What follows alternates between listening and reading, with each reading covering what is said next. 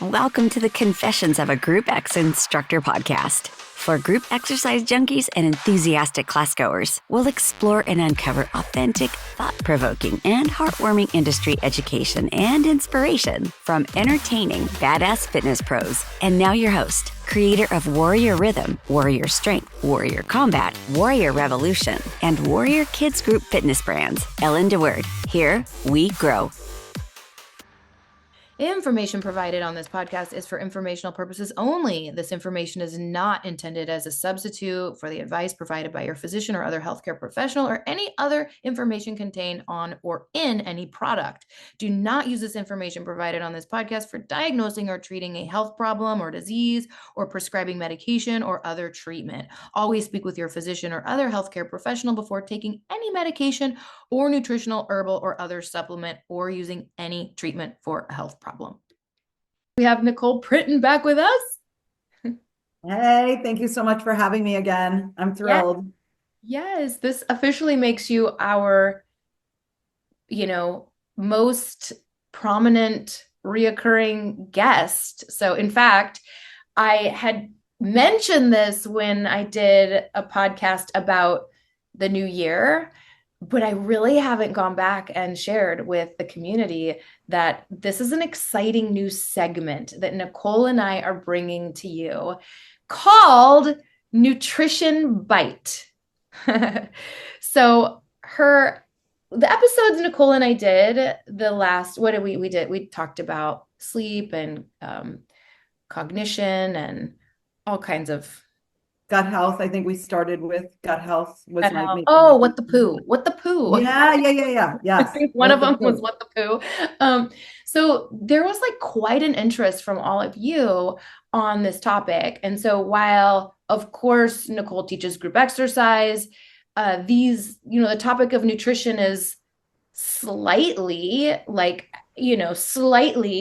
off of the group fitness main theme of the show. So we decided to make it its own little segment. I guess we're going to call it a segment of Confessions of a Group X Instructor called Nutrition Bite, where we focus on something nutrition related. But of course, that does obliquely relate to group exercise because I think we can say that fitness professionals care about their nutrition and health. So and I think you guys are a prime audience for deviating every once in a while into the realm of nutrition. And Nicole is the person I want to do that with because we really see eye to eye on all things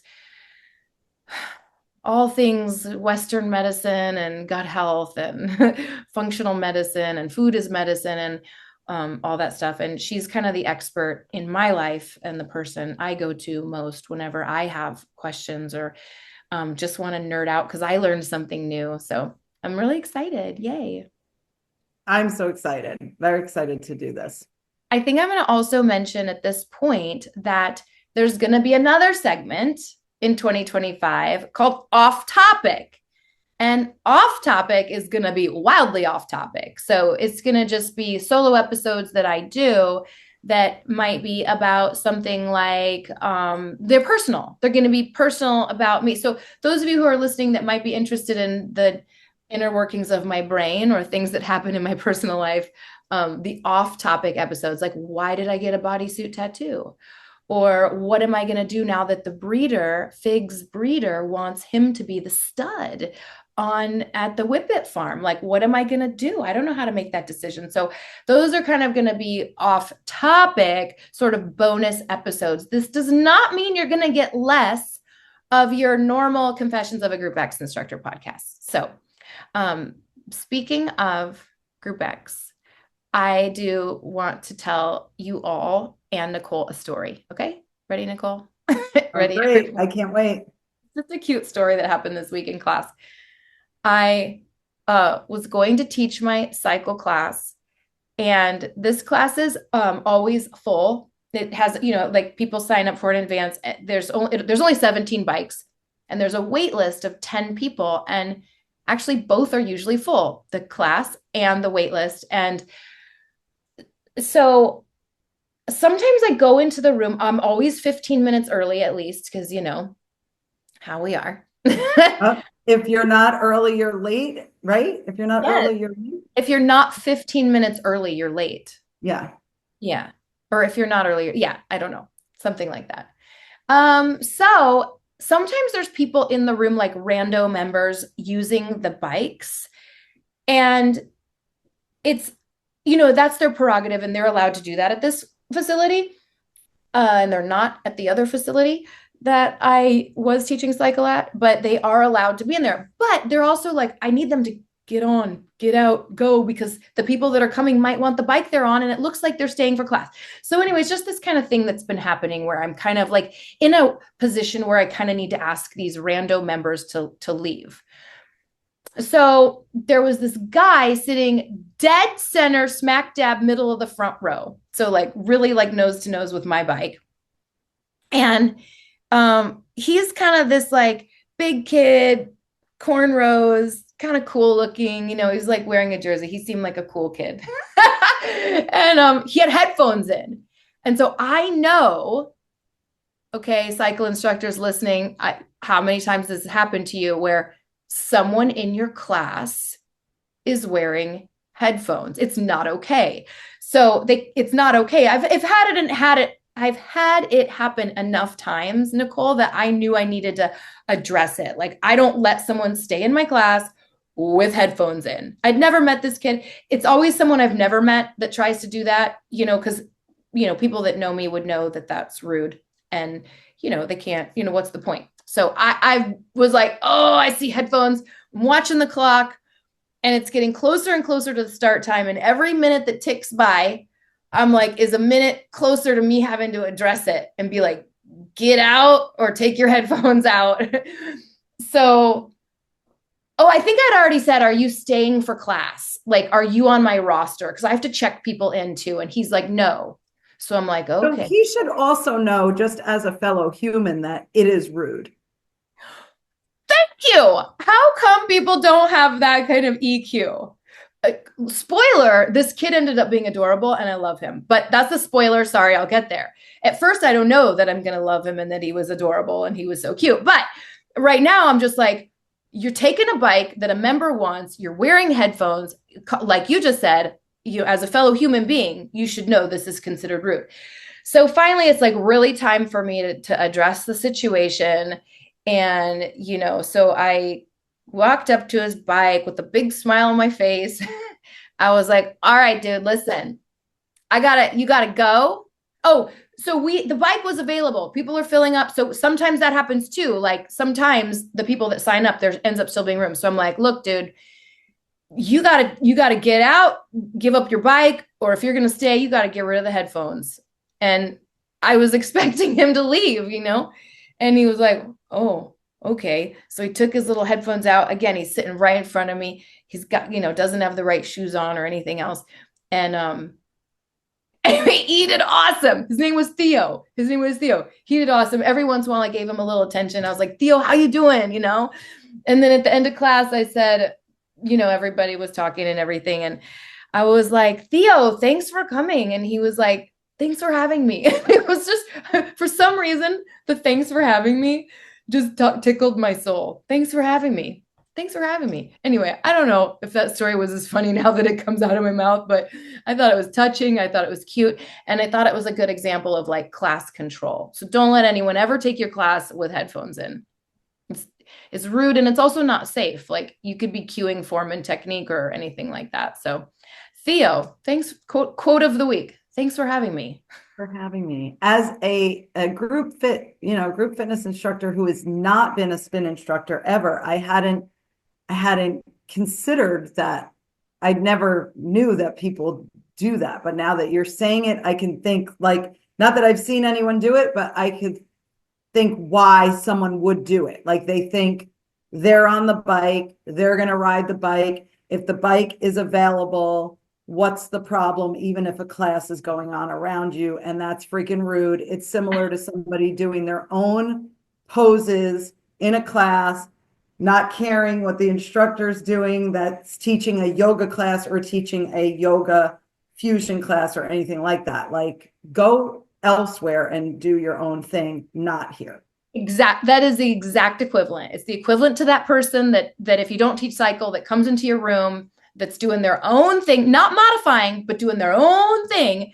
And it's rude. And yeah, so sometimes I have said like, because I think I don't take it personally. They don't know me. They've never taken my class. So they're not, I don't think their intent is to be rude. I just think it's ignorance and naivety. So I think the mindset is probably like, I love my music. Like the guy probably is like, I love my playlist. I want to be on these bikes. So sometimes I'm like, look, if you want your playlist, cool, go on a piece of equipment out there. Because in here, it's my playlist. Exactly. which is, as you know, a very good playlist. So he had fun. Oh my gosh, the best playlist in America. Are you kidding? If you have never taken a Warrior Revolution class or any warrior class, by the way, you don't know what you're missing. You are missing some good music, the best music you have ever heard. It's so true. And it doesn't matter what your taste in music is, actually. Like, it's just amazing. It's kind of weird.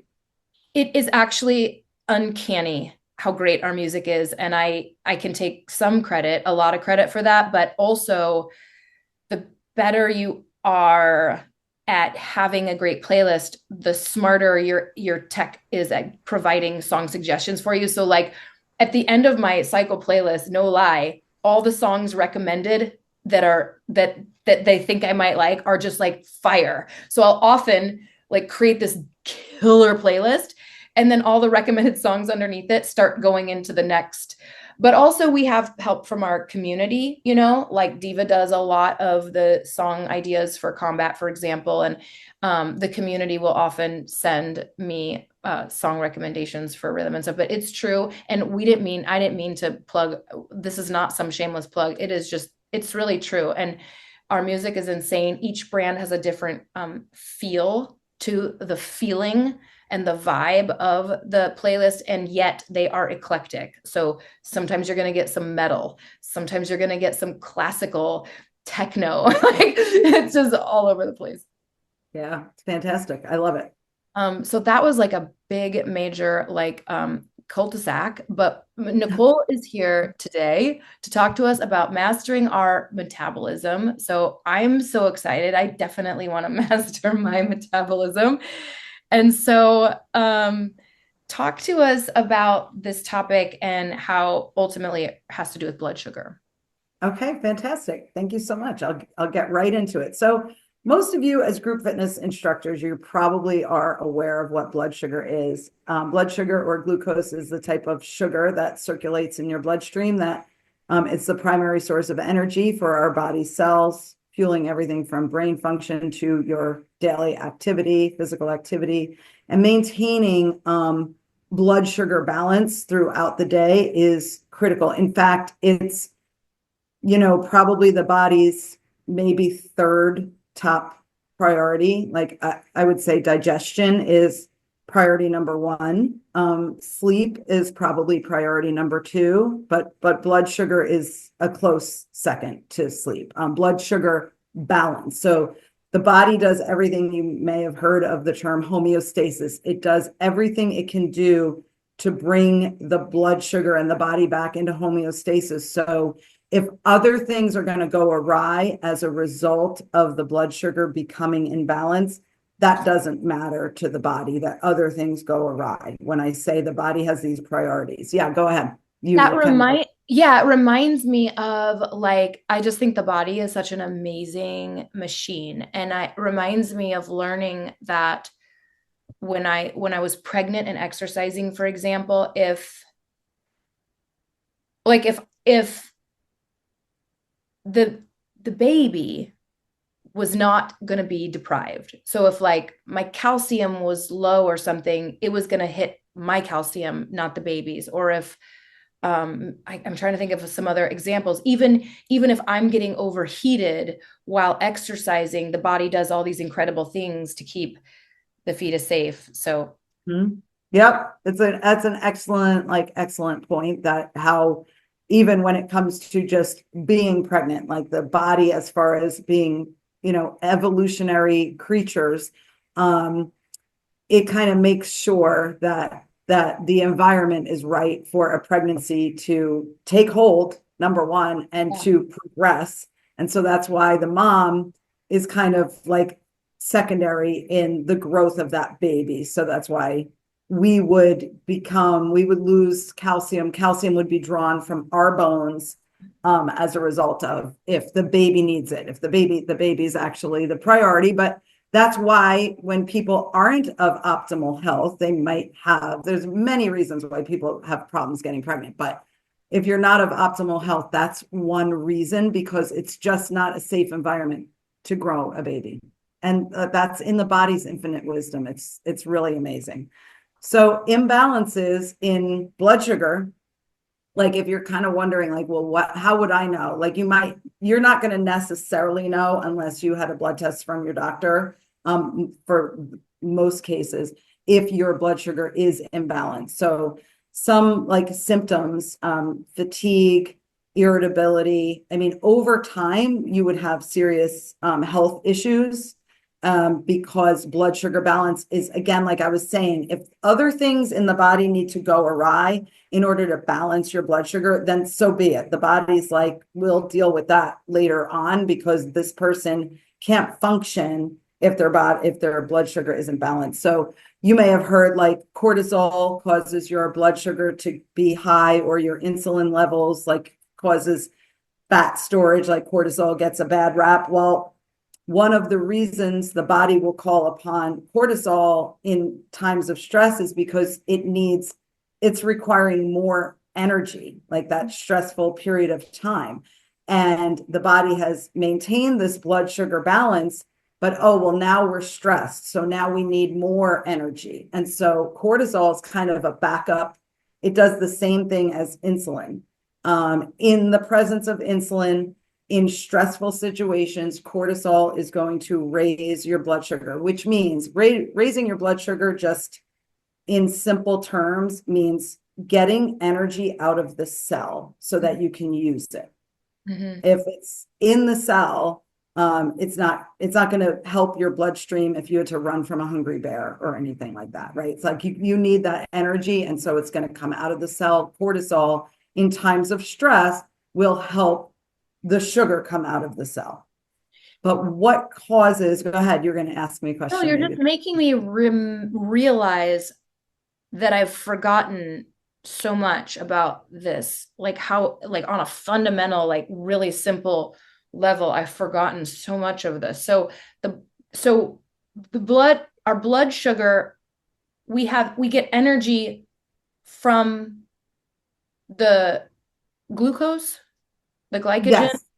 Mm-hmm. That's in our blood. Like, and if we deplete that, like in a workout, like isn't it in our blood, but isn't it also in the muscle as well? That's an excellent point. And the liver or something? Yeah. Okay. I remember. That's all I remember. That's fantastic. So actually you're hitting really on why people who exercise actually have better insulin sensitivity. It's not really about caloric expenditure. That comes into play. But the reason that we as group fitness instructors and fit people in general, people who exercise regularly, have a balanced blood sugar almost all of the time. They don't deal as much with a blood sugar spike. This is very general. Everybody's very unique. But your sugar from your cells, if your body, like if you're a regular trainer, you train regularly, your body stores the glucose that it's going to need in your muscles. It doesn't put extra glucose in your fat cells. That's what'll happen if you're not using your energy. If your body knows, so like today, let's say Ellen taught combat earlier, she depleted her glycogen stores when she taught combat, or went through a lot of them because her body knew what she was going to be doing. The next time Ellen needed to eat in order to, just for whatever she was eating, she was hungry. But what the body does with then what she's eating is it replenishes that storage, because her body knows she's going to do something again tomorrow. Like she's not going to be sitting on her couch all day tomorrow. So the body, that is what training is. That's what adapting is. Your body is adapting to what you do on a regular basis. So if you sit on your couch on a regular basis for hours a day and you don't get up much off your couch, your body is not putting any of that energy that you eat into your muscles. It's putting it into your fat cells, or it's what happens with the blood sugar being high is your bloodstream always has too much sugar in it. Eventually the insulin is supposed to like unlock the door to let glucose into the cell. It's like think of it like a key that opens up the lock, and the glucose goes in the cell. If you've heard of insulin resistance now, it's because there's so much glucose in the bloodstream that there can't be possibly enough keys to let the glucose in. So that's insulin resistance. Like the pancreas is constantly pumping out insulin to take care of all the blood sugar that's in the blood. And so it wants to put it into the cells. But if it's like the boy who cried wolf. It's just a vicious cycle where it's like, there's no room in the inn. There's no more room in your cells. So if there's no room in the cells to use it for energy, it will be stored as fat. That was like the best explanation of insulin and insulin resistance I've ever heard. I've never heard that key analogy.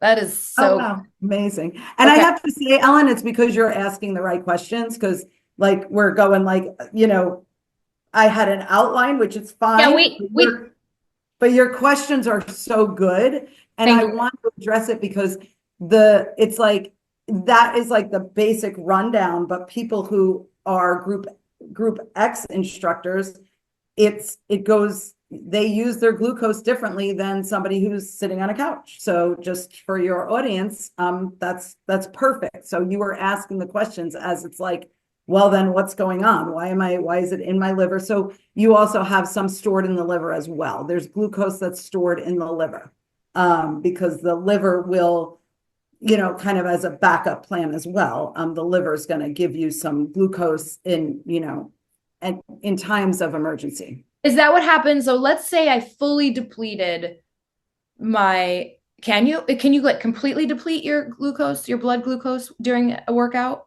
Well, I mean, probably not. Oh, no, okay. Probably not, because you could still crawl yourself over to the couch. Oh, right. You still have energy. Okay. I was just wondering, like, if it pulls from somewhere else. Yeah. I mean, like, you could get it pulling from your fat cells, depending. Oh, and is that what fatty oxidation means? Yeah. I mean, to a particular degree, yes. Fatty acid oxidation, yes. So yeah, I mean, that's why one of the, I guess, strategies for weight loss would be like, say, a fasted workout, like workout without. So because now you don't have any sugar in your bloodstream, because think about it, we also have to get through the sugar in our muscles and then get to the sugar in the fat stores. So I remember like reading once or hearing that like the storage in your bicep is in your bicep. You can't, like, once that's depleted, you can't borrow it from like what's stored in your glutes, for example. Exactly. That's muscle fatigue. And that's like the ATP cell regeneration that we as group. We all did the tests and barely understood it. All the ATP a billion times. So consequences of imbalanced blood sugar, short-term effects. I mentioned earlier, like experience symptoms such as fatigue. So oftentimes we don't know that we have imbalanced blood sugar. We may be feeling shaky or something like that. Fatigue, irritability, headaches, intense cravings. Also like weight gain, especially around the middle. That's gonna suggest that there's some sort of dysregulation there with your blood sugar, because if you're using everything that like is required, for your own balance, your own calorie expenditure balance on a daily basis, then you're not going to be storing fat. And so essentially, if it's not just about like overconsumption of calories, it's what the calories are. Like, so if you're like fat, for instance, if you're eating a fatty meal, or if you're having like an avocado or something, fatty foods don't, like if you're just consuming fat, it does not raise blood sugar. It doesn't have a blood sugar response. Whereas carbohydrates, like, pasta, bread, sweets, like sugar, candy, that will spike your blood sugar. So if you This is exactly why the food guide pyramid is upside it's down. actually upside down. You literally just said is upside down of what we were taught. Right. Exactly. It's literally needs to be flipped around. So insulin resistance, like I talked about a few minutes ago, about that they're always, there's no room at the inn. You can't unlock that door anymore. There's just too much glucose floating around all the time. In the meantime, by the way, that glucose in the bloodstream is very damaging to the blood vessels. It's not supposed to be there. It's supposed to be in your cells. So if you think not only of the consequence of fat storage, but if you still have too much glucose all the time in your blood vessels, now we're getting to heart disease. So that's the long-term risks. Persistent imbalances increase the risk of developing insulin resistance, type 2 diabetes, and that's why type 2 diabetes and cardiovascular disease goes hand in hand. So this is what I mean by, like, it is a humongous priority of the body for your blood sugar to be balanced. And if it's chronically struggling to balance your blood sugar, once you get diagnosed with type 2 diabetes, much damage has been done internally, because your body has been trying to balance itself for like literally decades, probably. Oh, so it just destroys the blood vessel and the blood vessel wall. Is that why diabetics will often have like circulatory problems and like lose their toes, and they can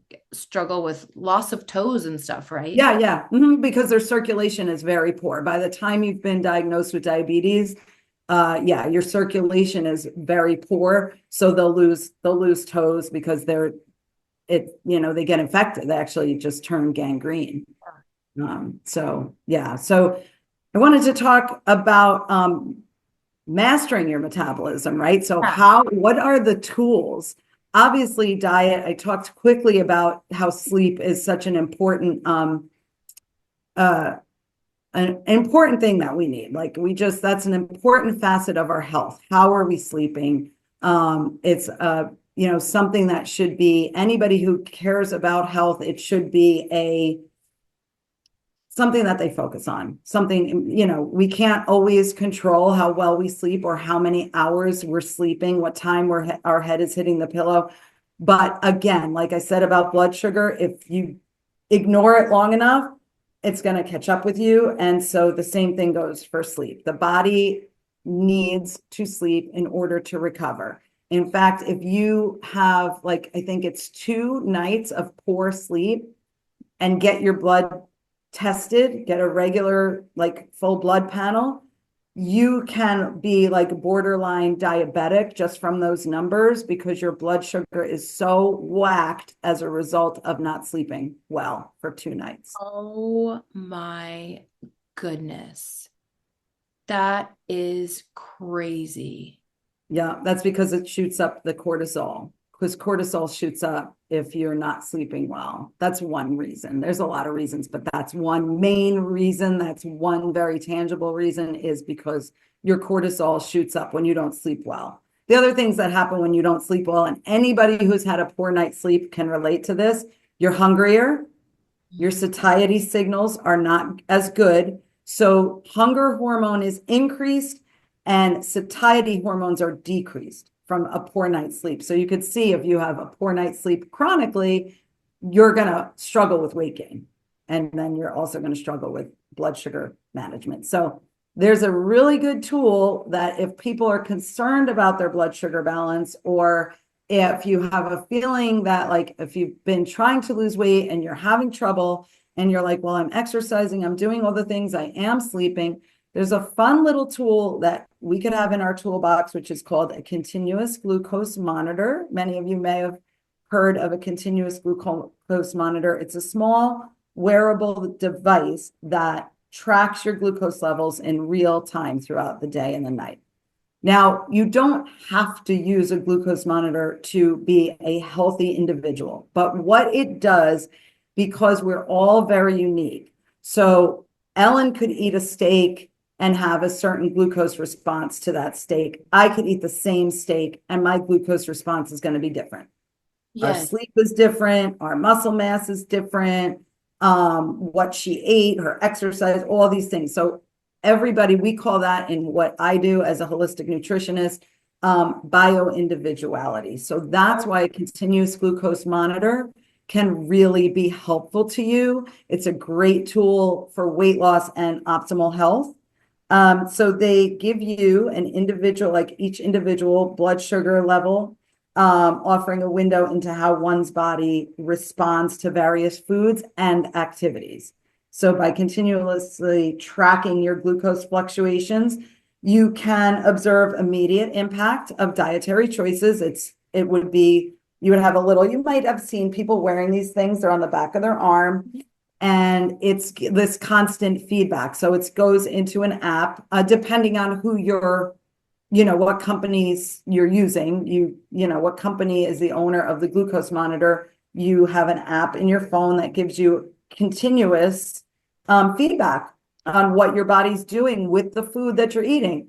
Oh, what did I eat when my blood sugar went all the way up to here? And then another really important little bit of information is how long does it take that blood sugar to go back down? If we were talking about insulin sensitivity, when your body is sensitive to insulin, that spike is going to come down pretty quickly after you eat because your body has a good recognition of that insulin being opening up the keys, opening up the doors for the glucose to go in. And again, it comes back to training. If your body knows that you need to replenish those cells that used up all that energy, well, that's why, think about it, in your bloodstream, now that continuous glucose monitor is telling you my glucose just went down. Well, now it's all getting shunted into the cells now where it should be for energy. So that's how the continuous glucose monitor works, but it's very individual. I have questions. One, is it expensive to get one? Yes. It's not break the bank expensive. In my opinion, the way I use it in my practice, so it's $100 for 2 weeks of use. I might have that wrong. It might be $200 for 2 weeks of use. But I think it's $100 for 2 weeks of use. In my program, it's included in my package. So that's why off the bat, I don't remember. But let's just say it's 100 because I think that's what it is. Now, 100 for 2 weeks, that's a lot of money. But then you're just done. Oh, so it's not like you live with it forever and ever. It's like you use it for a couple weeks or a certain period of time, and then you're like, okay, I can't eat oranges because of what it then you don't keep paying for it. Is it that? Right. So the way I advise my clients to use it is we're going to get 2 of them. So we're going to actually monitor for a month. Okay. The first week, so that's 4 weeks, right? So the first week, just eat like you would normally eat. I don't mean go hog wild. I mean, eat like you would normally eat. So you see how your regular food is affecting your body. Then the second week, we use that information to make adjustments. So now we're on 2 weeks. And then you have another one for the next 2 weeks. That's how I work. Awesome.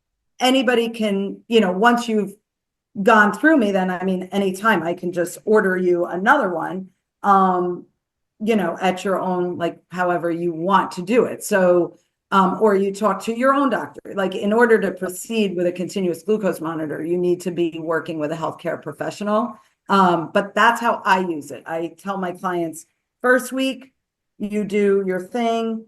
The second week, we use that information to adjust. We adjust, and then we go with a, more dialed in approach of something that worked in that second week. So just imagine, just on a regular basis, like, yeah, you're not wearing this all year long, but you can whenever you kind of want to. Like, let's just say you went off the rails on vacation, and then you want to like give your body a reset after like a few weeks, and you want to check in.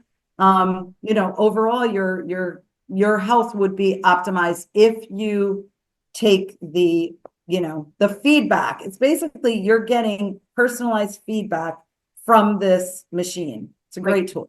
Individual, just completely for you.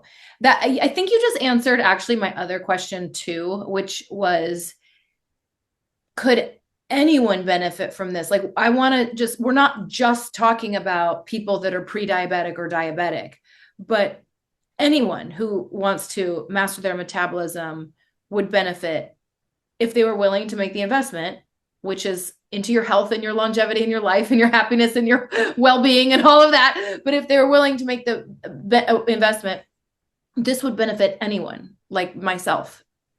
Yes. Yeah, absolutely. Yeah. I mean, and in the long run, when we talk about optimizing health, anything that we're spending our money, it's like spend your money now or spend your money later. It's like the same thing. Exactly. Right. It's the or same thing. Spend some money now or spend a ton later. Right. Like it's cheaper than the continuous glucose monitor is cheaper than diabetes or exercise. And like, it's, with same thing with exercise, you either make time for your fitness and health now, or you have to make time for illness later. It's like the same. That's exactly right. Yeah. It's less expensive than losing your toes or way less expensive. And then when you think about the quality of life that is then affected by losing your toes as well. So, I don't want to derail you. So by the way, audience, Nicole and I have a very organic method. We have points. She has points because she's the guest. And then we really just like freestyle the flow rather than, try to militantly stick to some kind of outline, just because we just want to have a conversation about it with you guys. And I love the questions that Ellen asked, because that was really more applicable to your audience, like the group fitness kind of thing. And then they can pass this information along about like, when that's just part of training. Yeah. When you have someone in your room in front of you that is new, like it'll help you like empathize with the newbie. It's not like, they're going to say like a newbie would say like, oh, I'm so out of shape, and they really beat themselves up. But if you think about it, their body is not prepared for what they're putting it through, whereas we prepare our bodies every day. So you have glucose stored in your muscles ready for that workout. But the person who's never done that workout before does not have the glucose stored and ready to go. Their body didn't know what they were about to do. Right. Oh, that's so applicable. It is interesting. I see a lot of that in cycle, maybe because it's like high intensity, but large muscle groups, and I've been teaching it for 25 years, and I'll see a new person come in and, 15 minutes into class and, there's no gas in the tank. So I've learned ways to like kind of manage their expectations and caution them, like budget your energy expenditure slowly. And also if you only want to stay for 20 or 30 minutes, that's great. So because I've seen it happen over and over again with a new exerciser, they just they bonk. Yeah, because everybody's got the energy when they first enter the room, and they really have no idea what's going to happen 10, 15 minutes in. And it's like, yeah. So, I mean, the dietary strategies to help manage your blood sugar, opt for like whole food carbohydrate sources, especially if you're a newbie and you're going to take a group fitness class, like you're going to want to, have some good healthy carbohydrates like a potato, sweet potato. Potatoes have gotten a bad rap, right or wrong, with carbohydrates, but it's not the same thing. No. They are primarily a carbohydrate source, but they are a single ingredient food. I love potatoes. Yeah. Ugh. Yeah. So, potatoes, sweet potatoes, instead of processed carbs like bread and pastas, that's going to spike your blood sugar, and then it's going to come crashing on down, and you're not going to have the energy that you need. Include a source of protein and healthy fat in each meal to slow digestion and your glucose release. So that's where also fiber is going to come in. Fiber slows down digestion, and it slows a blood sugar spike as well. Fiber? Fiber does. Which is also in the skin of your potatoes. Okay. Exactly. Yep. And your apples as well. So fiber slows down digestion, and it will slow down blood sugar spike as well. Anything that slows digestion, like digesting fat, slows down digestion just because it takes a long time to digest. So that's also going to slow your blood sugar spike. So if you're trying to lose weight and you're struggling, but you really don't want to skimp out on your fruit because fruit's so good for you, pair it with a healthy fat. Like that will slow things down so that your blood sugar doesn't spike, because the blood sugar spiking is a clue for fat storage. So say that again, sorry, because I might have talked on top of you. Pairing a fruit with a fat will help down. So what would be an example of a fruit and a fat? Like a nut butter? Peanut butter and an apple. Or an apple, yeah. Yeah, that's a good one. Peanut butter and a banana. Even blueberries in a like full fat yogurt. I also add like protein powder and chia seeds. And so you get like all this good protein. You don't want to do that too close to your workout. You want to do that after your workout. You don't want to just be bogged down with a lot of protein and fat before a workout, but because it'll just sit in your stomach. Yeah, probably. So slow to your point, because it's so slow to digest. Now, some people, I have my stomach's not affected by hardly anything. Like my family's even commented, like, I can't believe you're eating that and you're going to teach right now. But that's my own body. I could do anything and then go teach. It's kind of crazy, but not everybody's that lucky. So just make sure if you want to look into getting a continuous glucose monitor, you talk to a healthcare professional. Like I said, I include that in my 3-month weight loss package. And remember that individual responses to foods and activities vary. So it's important to find strategies that work best for your unique physiology. So good. That's so good. Thank you. Thank you so much for having me. Oh, you're welcome. I'm not done with you yet. One other question. I'm hearing a lot about like elevated blood sugar levels also relating to Alzheimer's, or maybe it's that they're calling Alzheimer's it's like a diabetes of your brain. Type 3 diabetes. It's insulin resistance of the brain. Yes, that's what I was trying to say. Exactly that. There you go. Yep. Insulin resistance of the brain is Alzheimer's, and they're calling it type 3 diabetes. So another reason you want to get this, you want to nip that blood sugar imbalance situation in the bud as ASAP. So so you have a 3-month weight loss package, and it includes this type of service? Yes. And then do you meet with your clients over Zoom weekly, or how does that, I do. I meet with my clients every other week. We always start with like a free 30 to 45 minute phone call just to kind of see what it is they need. Because I offer different packages. So based on that, we go from there. So that's like a free call. And then we go to a initial consultation, which is a separate like 90-minute session.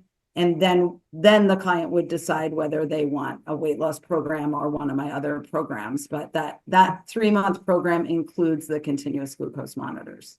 Well, I'll put this information in the show notes, but will you remind everyone, in case they missed other episodes that you've been on, how can they contact you, follow you? Like, what's your Instagram? Tell us about the Facebook group. I love your Facebook group. Oh my gosh. And a Facebook group is part of my confession. So we'll get to that. Oh, okay. I know, I'm so excited. So give us all the ways they could contact you. And then I want to hear your confession, which I don't know what it is, so I'm excited. Okay, so well, for my Facebook group, Ellen can put that link into the show notes. It's Nicole's Nutrition and Wellness Solutions. You can find Nicole Printon on Instagram and Facebook. That's my handle both places. My website is nicoleprinton.com. And if you were interested in a package and you mentioned Ellen's podcast, when you reach out to me, I'll give you 20% off any of my packages. So awesome. a nice little special for Ellen's audience. Yay. Well, they're our audience now. Yeah. Thank you. At least periodically. Okay, so what is your confession? What do you Oh my God, I'm so excited because Ellen and I spoke earlier and I was like, I can't think of anything. Oh my God, I was stressed over it. And then I realized something that happened this week. It's so dumb. So I'm pretty active in like, there's a town, like everyone's town has a Facebook group, more than one Facebook group, moms, anyway, whatever. I'm in a Facebook group for Franklin Township and I'm pretty active in there, whatever. Hey, you think that's a thing? I don't have one. Your town doesn't have a Facebook group? Our town has this is kind of cool. Sorry, tangent. Lost pets, lost and found. Like if you lose, so there's like Eugene Springfield lost pets, lost and found pets. Like if you see an animal, like you see a dog in the street or you find a cat, people post in there. It's really active, but That's cool. But it's related just to lost and found animals. Because I just know just yesterday, one of my neighbors lost her cat. And then this morning she posted that the cat came back. So that was nice. But anyway, so your town has just like, no, I don't think there's one for our town. And my town has more than one. Like my town has many different Facebook groups, but this one in particular, this is hysterical. So people post all the time, like, like the fear mongering is real, right? But they were posting about how bad the flu is.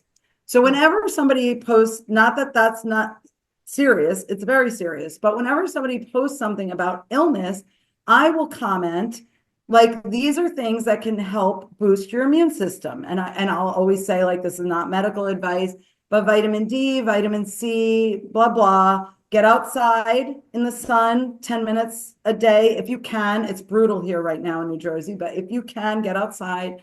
And what else did I say? Oh, and I said, like, like our immunity kind of tanks in the winter. People call it cold and flu season. I call it eating shit season. And that's literally, thank you. But so that's what I said as my reply to somebody posting it. They posted an article about the flu. So I just said, if you do one of these things, I said, exercise, get outside, and all these things about supplements. If you do one of these things, you will be healthier. Awesome. I got muted from the Facebook group for a week. Because you said shit. Yes, I had no idea. I was like, what happened? I'm like, what happened? I can't comment. What's going on? What's going on? And so then I saw in the group, like, if you've been muted, which probably not many people have been muted from a Facebook group, but you'll see when you're on the page, it says the admin has muted you or whatever. What? And I was the like, admin did it? Like the admin's the only person who can't write. At first I thought it was Facebook. I thought it was Facebook. I bet it's Facebook. But it wasn't. No, it said the admin has muted you. So if you go to the top of any Facebook group, you can look at the members and it tells you who the admins are. Yes, I knew that. Oh, so you did that. I reached out to the admin because I was like, what happened? I'm like, why was I muted? Like, you must have the wrong person. Yeah. Seriously, I did not make the connection. And he took a screenshot of my reply and he was like, you use vulgar language. Oh my gosh. I was like, that's not really a vulgar word anymore. He said vulgar and he sent that to me, which is actually the problem with censorship. That's the problem with censorship because it's in the eyes of the beholder what you're going to censor. But anyway, isn't that crazy? I can't believe you reached out to him. That is crazy. I was going to say we should test it, but you already proved it. I was going to say you should say something in one of our Facebook groups and use the word shit, and we'll see if it gets automatically blocked. And it looks like I did it, but it sounds like no, no, it was the admin. The only reason I thought it was Facebook is because, Facebook, like, I'm an admin of so many groups, as you know, and each of the brands. And every once in a while, it'll like quarantine someone's post. And I don't know if it looks like I did it, but I didn't. It'll be like, suspected. I don't know. I can't even think of it. But I think every one of our Facebook groups that I admin has like a quarantined post. So that's like a meta thing, I guess. Yeah, interesting. Because at first I thought, what did Facebook do and why? And I was thinking because there were times during COVID that vitamin D wasn't able to be spoken of. Oh, yeah. So it was automatically like, what's the word? It's not blocked, but it was like shown. Black shadow band. Shadow band. That's it.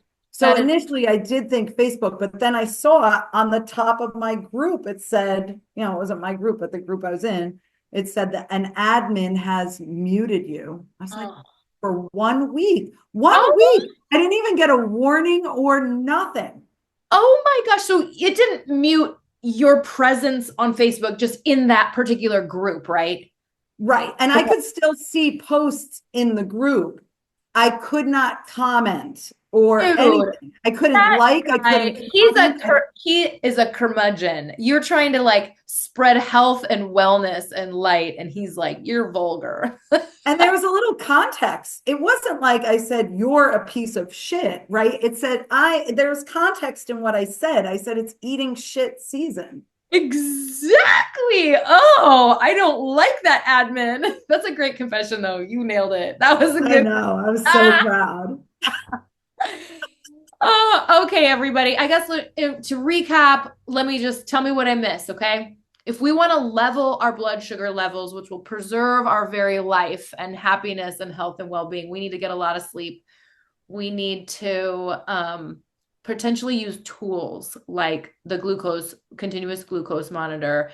We need to be eating whole food carbohydrates like potatoes, broccoli, apples, and high fiber. Did I miss any tips for maximizing sleep? Wait, I said that, didn't I? No. Did you? Sleep and, manage stress because of the cortisol levels, but I didn't really talk about it. So yes, sleep and managing cortisol levels. Thank you so much for joining. And you'll be hearing more of Nicole throughout the whole year with these little nutrition bites. And if you have any topic suggestions for her, let us know. And don't forget to rate and share the show, and make sure you give her a follow and check out that discount that she's offering all of you. Thank you. Thanks, Nicole. Thank you for joining in on the Confessions of a Group X Instructor podcast. If you're interested in becoming a warrior instructor, go to warriorinstructors.com. But if you want more and found this episode amazing, please give us a rating. And with a simple click to subscribe, we'll invite you back to our next episode. So remember, be brave, be bold, be blessed. And above all, listen, learn, love.